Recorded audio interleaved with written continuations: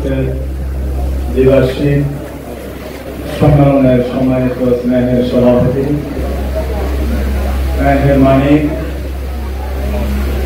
আজকের স্বেচ্ছাসেবক দলের দ্বিবার্ষিক সম্মেলনের সম্মানিত প্রধান অতিথি, বিশেষ অতিথি, পৌরসভার বিভিন্ন স্তরের নেতৃবৃন্দ, পৌরসভার স্বেচ্ছাসেবক দলের নেতৃবৃন্দ, পৌরসভার বিভিন্ন অঙ্গ সহযোগী সংগঠনের সকল স্তরের নেতৃবৃন্দ, 8 নম্বর ওয়ার্ডের স্বেচ্ছাসেবক দলের সর্বস্তরের নেতা কর্মী ভাই বন্ধুগণ,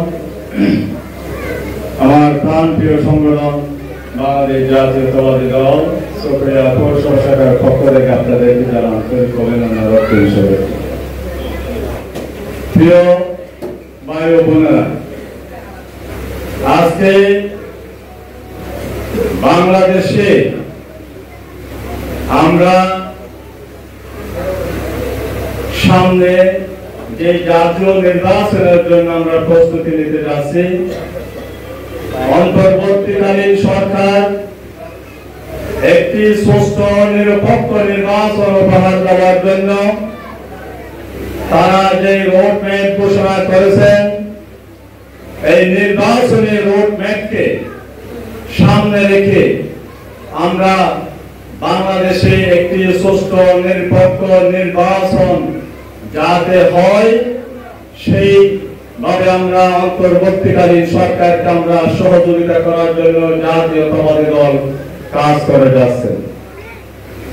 কিন্তু আমরা দেখতে পাচ্ছি যারা বিগত 16 বছর ধরে আওয়ামী লীগের সাথে আঘাত করে জামাত ইসলামের নেতৃবৃন্দরা তাদের সংগঠনের কাজ করেছিলেন, বিভিন্ন শিক্ষা প্রতিষ্ঠানে ছাত্র শিবিরের নেতৃবৃন্দরা ছাত্র শিবিরের সাথে একাকার হয়ে তাদের সংগঠনের সাথে মিশে গিয়ে ছাত্র শিবিরের জন্য কাজ করেছেন। ছাত্র অভ্যুত্থানের মাধ্যমে যখন সরকারের পতন হয়, তারপর ওই সমস্ত ছাত্র শিবিরের নেতৃবৃন্দদের মুখোশ সম্মোচন হয়ে গেছে। যারা দীর্ঘ 16 বছর বিভিন্ন শিক্ষা প্রতিষ্ঠানে, বিশ্ববিদ্যালয়ে, মহানগরী জেলা এবং উপজেলা এবং বিভিন্ন ইউনিয়ন ওয়ার্ডে ছাত্রলীগের নেতাদের সাথে মিশে গিয়ে ছাত্র শিবিরের নেতা কর্মীরা যারা তাদের সংগঠনের জন্য কাজ করেছেন, আজকে তারা বাংলাদেশে একটি সুষ্ঠু নিরপেক্ষ নির্বাচনকে তারা বানচাল করার জন্য আজকে বাধা হয়ে দাঁড়িয়েছে। প্রিয় বন্ধুগণ, বাংলাদেশে যারা দীর্ঘ 16 বছর রাষ্ট্রীয় ক্ষমতায় ছিলেন, সেই সরকারের প্রধানমন্ত্রী শেখ হাসিনা এদেশের একজন বিখ্যাত মুফাসসির কোরআন, বাংলাদেশের প্রতিটি মানুষের নয়নের মনে আমরা যার কোরআনের তাফসীর শোনার জন্য আমরা হাজার হাজার মানুষ তার তাফসীর মাহফিল আমরা ছুটে যেতাম। আল্লামা দেওয়ার হোসেন সাঈদী সাহেবকে যেই খুনি হাসিনা গ্রেফতার করে কারাগারে বন্দী করে রেখেছিলেন, আল্লামা দেওয়ার হোসেন সাঈদী সাহেবকে যারা কারাগার থেকে চিকিৎসার নামে ঢাকার ফিজি হাসপাতালে নিয়ে এসেছিলেন, ফিজি হাসপাতালে ঢোকার আগে আল্লামা দেওয়ার হোসেন সাঈদী সাহেব হাসি মুখে সাংবাদিকদের সাথে কথা বলেছেন, এখানে যারা উপস্থিত আছেন, আপনারা ফেসবুকে হয়তো সবাই দেখতে পেয়েছেন। কিন্তু আল্লামা দেওয়ার হোসেন সাঈদী সাহেবকে ফিজি হাসপাতালে চিকিৎসার নামে ফিজি হাসপাতালে ভর্তি করে আল্লামা দেওয়ার হোসেন সাঈদী সাহেবকে হত্যা করেছে।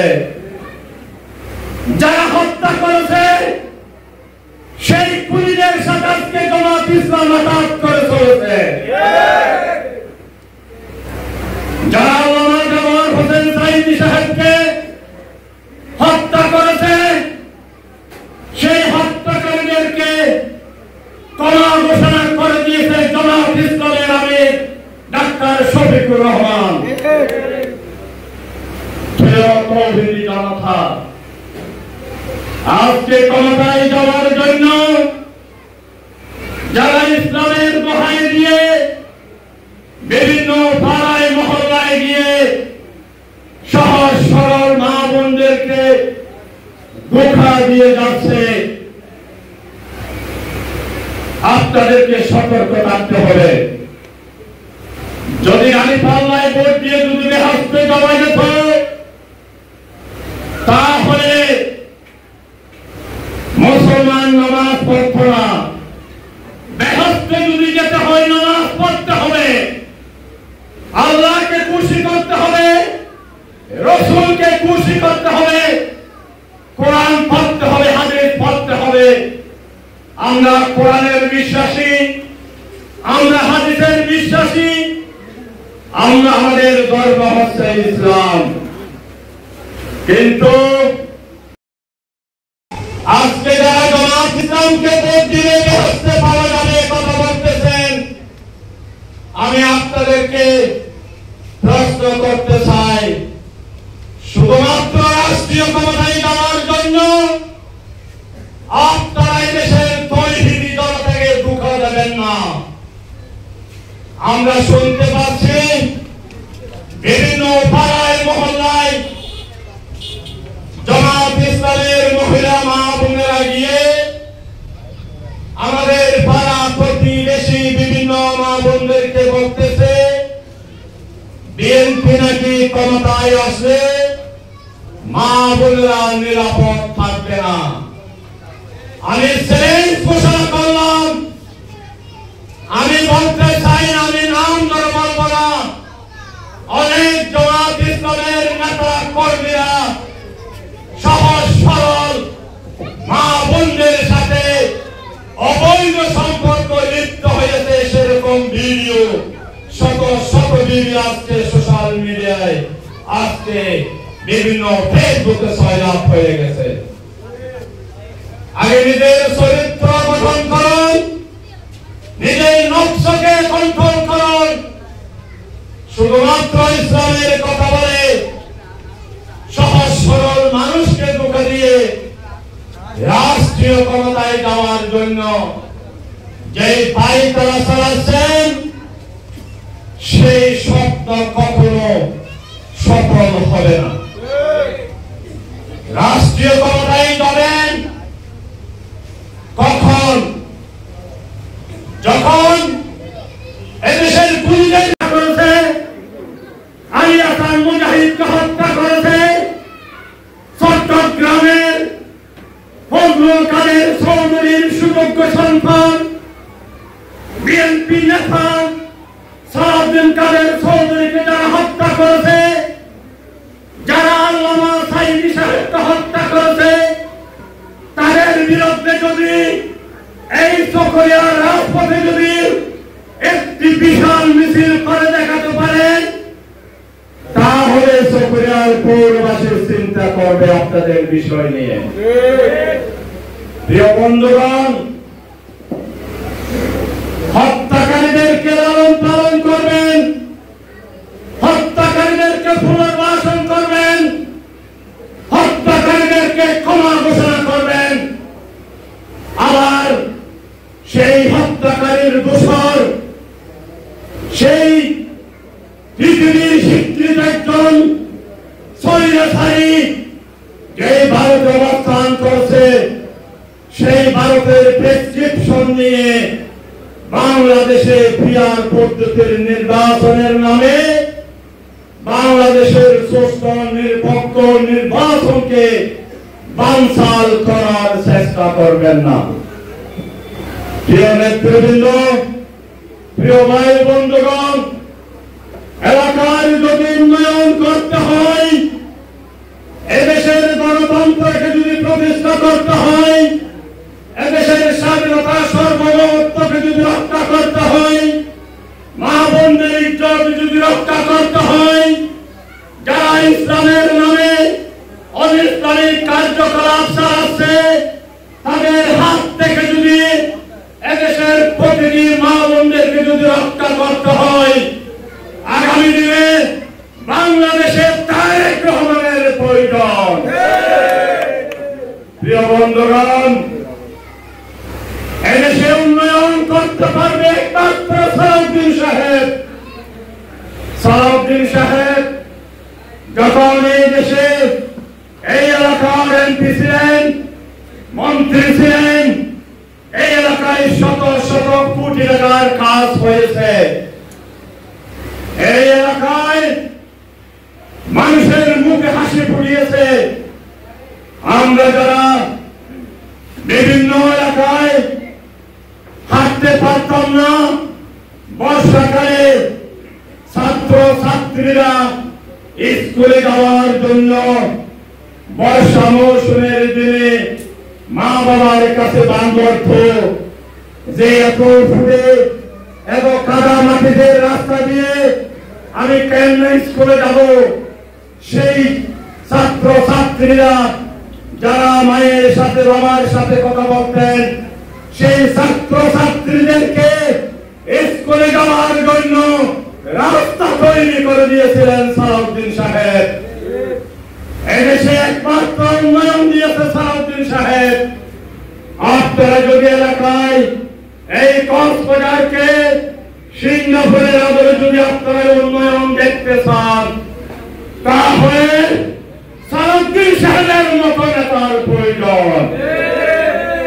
আপনারা সালাউদ্দিন সাহেবকে গানের শীষে ভোট দিয়ে নির্বাচিত করার জন্য কি প্রস্তুত আছে?